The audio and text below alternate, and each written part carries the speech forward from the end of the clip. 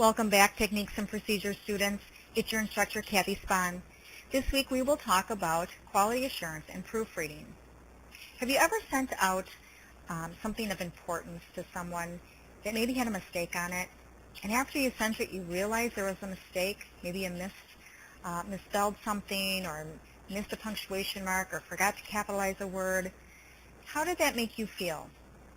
It's pretty embarrassing, isn't it? Especially if we're talking about something of real importance, maybe a cover letter or an application or an email to a boss or some significant person. I've done it. I'm sure you've done it. It's very easy to miss everything when we're proofreading. But let's take a look at how to really learn how to proofread and be aware that whatever is on our screen or our document may in fact have errors.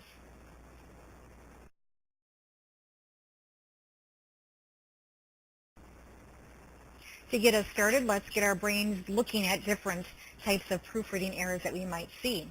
So in the next few slides, we're going to do just a proofreading activity where you're going to just look at the slides, read them, and identify where the error or errors are in each one of them.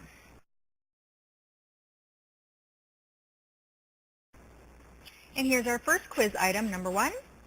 Always use a dictionary to determine if a word is misspelled. What do you see there? What's wrong in that sentence? Well, we've got use is misspelled, right? We're missing the E. Dictionary is misspelled, A-R-Y. And misspelled is misspelled, M-I-S-S-P-E-L-L-E-D.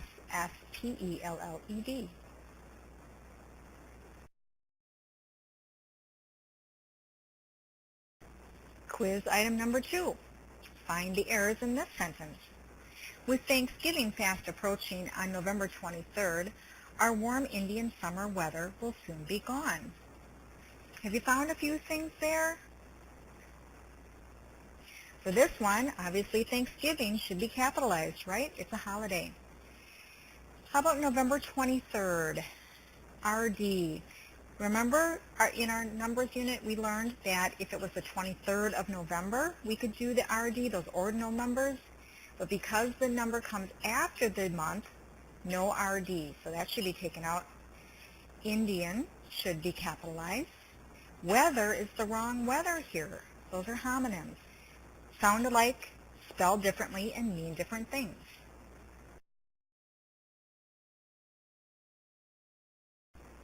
Quiz item number 3.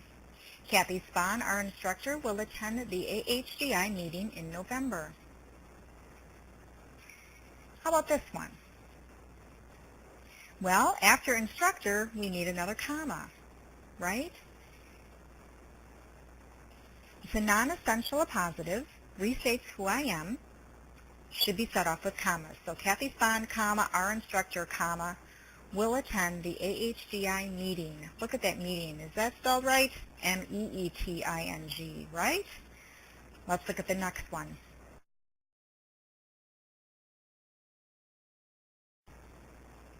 Did you know that 3 cubed is 27? What's wrong with that sentence? Well, it's the wrong no, right? K-N-O-W. 3 cubed, we really should have the figure 3 with a superscript 3. And it's a question, right? We should have a question mark at the end.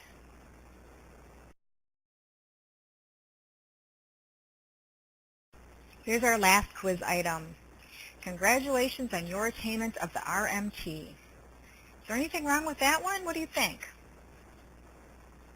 Well, congratulations is spelled wrong, right? Should be a T instead of a D in it. On your attainment. Let's look at that word your. When it's a contraction like that, we're really saying you are. Congratulations on your attainment of the RMT. Does that make sense? No, that doesn't make sense. So it should just be Y-O-U-R. Let's take a closer look at proofreading and quality assurance.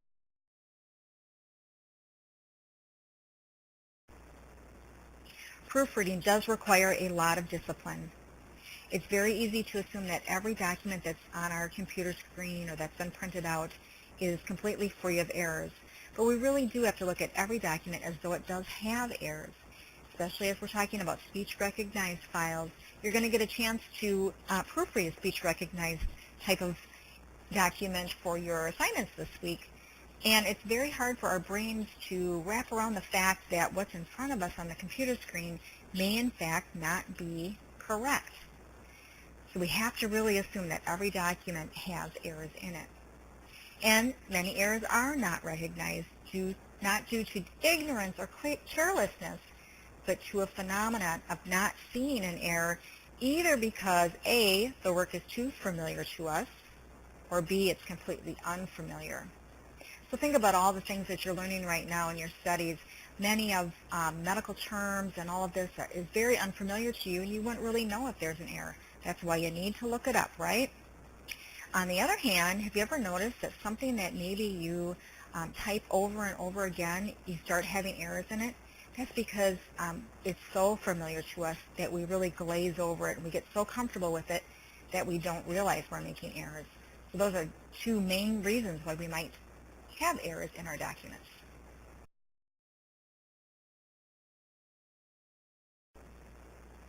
Here's one of our proofreading to save your butt. A baloney amputation was performed. Can you think about that? What do you think it might be? Does that sound right? If you were going to look it up, what would you look up? Baloney? Did you look up amputation? Here's a hint. Look up amputation and you will find it better. Always look up the main term, and you should see a listing of sub-entries there. Let's look up at the answers on the next slide. A below-the-knee amputation was performed. That makes more sense, doesn't it? Remember, whatever we transcribe has to make sense. And because all of this is very new to you, you're going to have to look it up.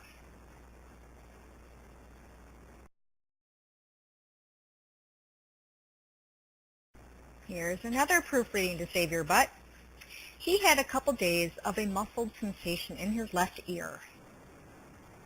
Does that make sense? What do you think it might be? When you're ready, click on the next slide.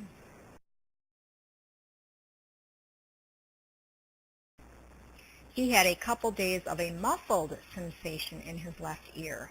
That makes more sense, doesn't it? Again, whatever is transcribed needs to make sense to us. And if you're not sure, look it up.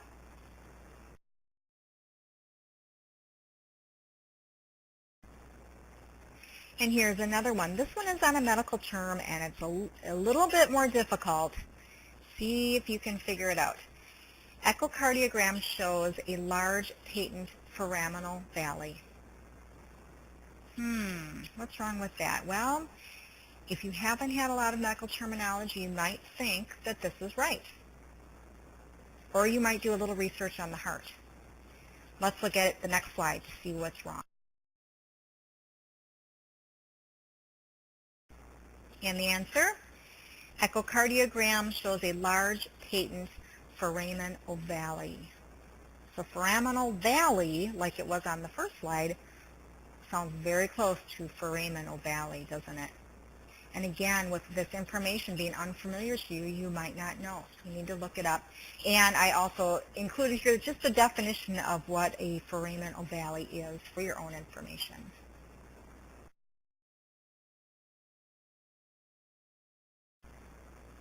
Chapter 7. This is the chapter we're going to focus on this week. Proofreading, making corrections, and quality assurance. Again, proper proofreading and revising means you're going to have high quality documents. And, like we said in the beginning, a lack of good proofreading skills can lead to being embarrassed or poor employer-employee image. And remember, if your name is on a document, or your doctor's name, or your organization's name, you're representing them. So it can be embarrassing. So make sure to proofread your documents.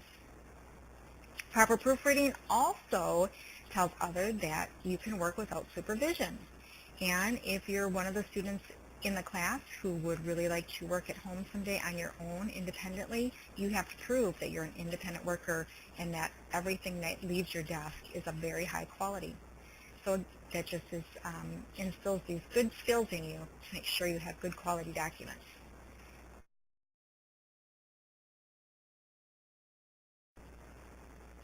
So how should we go about finding these errors?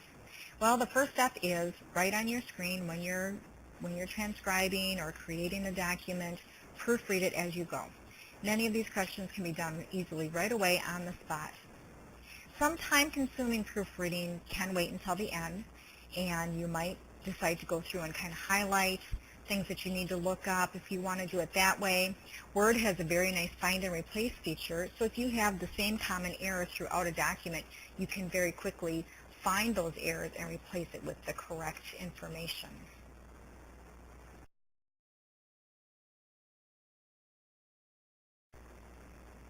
Once you've proofread your document on the screen, on your computer screen, print it off. Many, many times, have you ever noticed that you think you have a beautiful document, you print it off, and there glaring right in front of you are mistakes?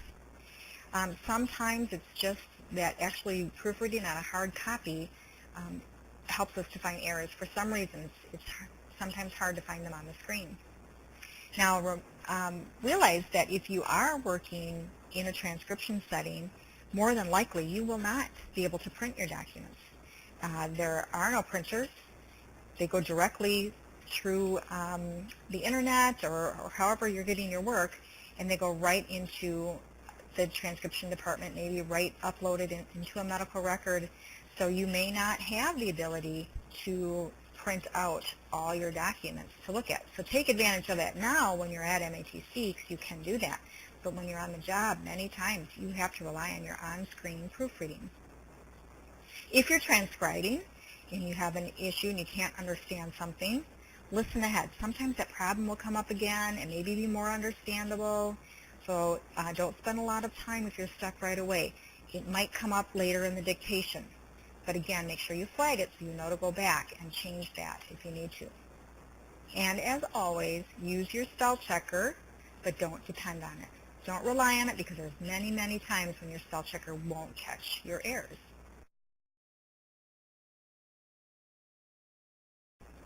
When we talk about creating good quality documents, what are we talking about?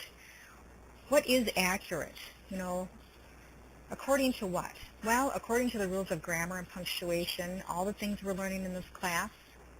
Might be according to the AHDI Book of Style, if that's what your employer is using, which most employers are. It might be what the dictator requests. Sometimes the dictator really wants something done specifically a certain way. Maybe that's not the way AHDI Book of Style shows it, but if your dictator wants it that way and your organization is okay with that, that's the way you're going to do it, and that would be considered accurate. Maybe it is a governing body that decides what's accurate, such as that JACO's do not use abbreviation list that we looked at a few weeks ago.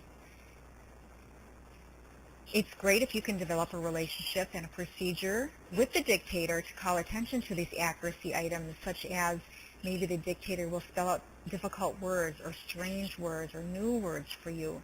It's great to get this one-on-one relationship to help you out with some of those things.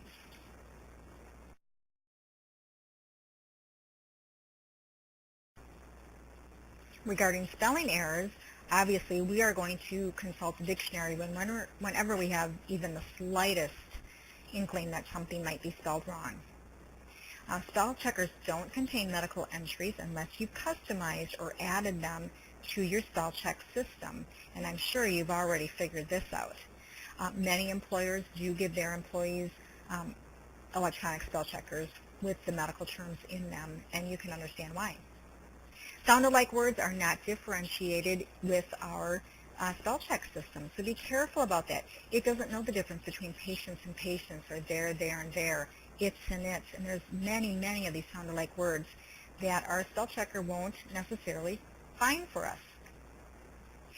In the Blackboard site, in the assignment folder this week, I have attached a cute spell checker poem that one of my past graduates sent to me. So take a look at that spell check poem.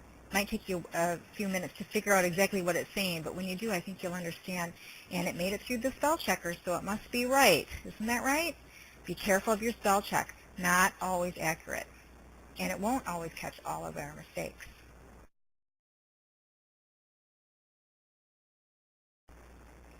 Also realize that drug names that are not capitalized but should be could be considered a spelling error. So these trademark names or these branded names that should be capitalized could be a spelling error on the quality review of transcription.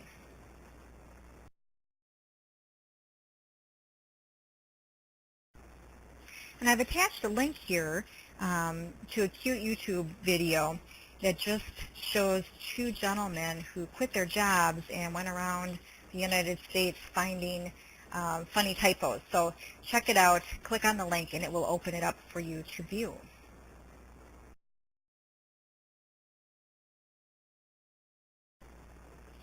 As illustrated in the little quiz items that we had at the beginning of this presentation, you should have noticed that proofreading isn't just spelling, right? Proofreading also includes proper punctuation, all those great punctuation rules that we just learned. You're all experts at them, so use them right. Commas, semicolons, colons, hyphens, apostrophes, all of those things. Punctuate correctly. We also learned all about capitalization. So capitalize, use the rules of capitalization, and remember drug names. If we're not sure if they're trademarked and need to be capitalized, look them up. Eponyms, do you remember what an eponym is? It's a term named after someone who did something notable in medicine, such as Parkinson's disease, named after the gentleman who discovered Parkinson's disease. Needs to be capitalized because their names are proper nouns.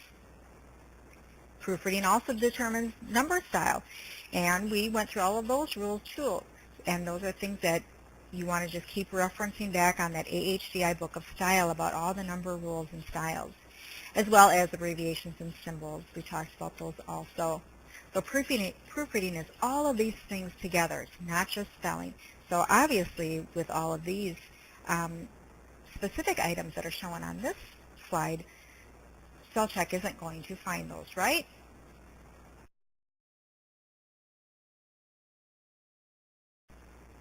When we're proofreading information, number one, we need to make sure that it all makes sense. So you need to make sense of what we've keyed. How about the drugs Taxol or Paxil? They sound a lot alike, don't they? We have a lot of drug names that sound alike. You might need to know what Taxol is used for, or what Paxil is used for, and which one is right with what we're transcribing. What's wrong with the Social Security number here? Look at the format of that. It's missing a letter, right, or missing a number, right, in the last set. So it doesn't make sense. Something's wrong. Temperature was elevated at 99.9 degrees Celsius. What's wrong with that? That'd be really, really hot, right? Celsius versus Fahrenheit. Needs to make sense. How about the next one? The incision was 2 millimeters. What do you think about that? Well, 2 millimeters would be really excruciatingly small. It might be 2 millimeters. The incision might be 2 millimeters. If we're talking about like of a nerve or maybe something really tiny and minuscule like that, could be right. More than likely, we're talking centimeters, not millimeters here. Word expanders. We're going to talk a little bit about word expanders next, but is the text correct? Let's look at word expanders a little bit further in the next slide.